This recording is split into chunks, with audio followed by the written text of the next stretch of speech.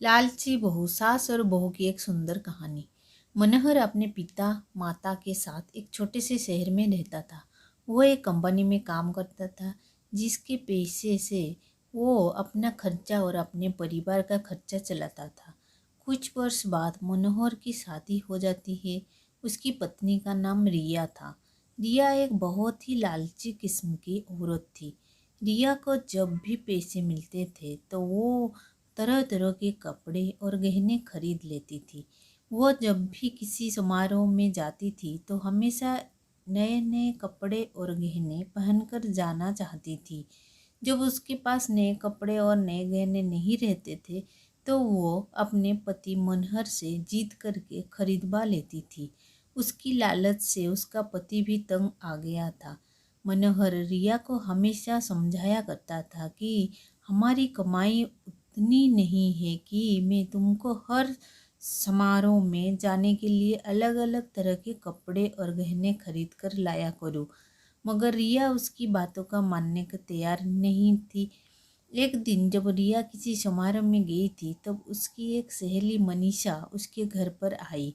मनीषा ने रिया की सास से उसके बारे में पूछा। रिया की सास ने मनीषा को सारी कहानी बताई। मनीषा ने अब रिया को सबक सिखाने के लिए एक योजना बनाई। वो रिया के घर से सारा राशन लेकर चली गई और राशन के डिब्बे में अपने गहने और नए कपड़े लाकर भर दिए। जब रिया समारे से वापस आई तो वो किचन के डब्बे में गहने देखकर बहुत खुश हुई। शाम हुआ।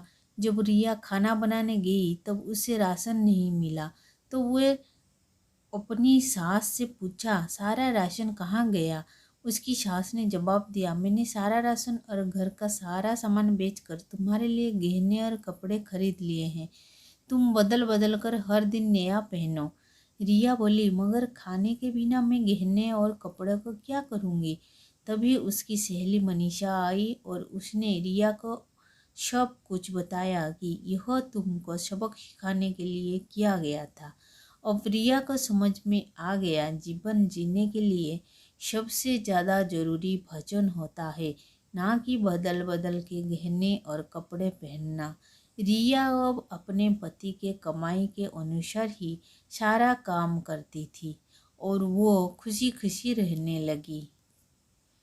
Thanks for watching. Please like share and subscribe.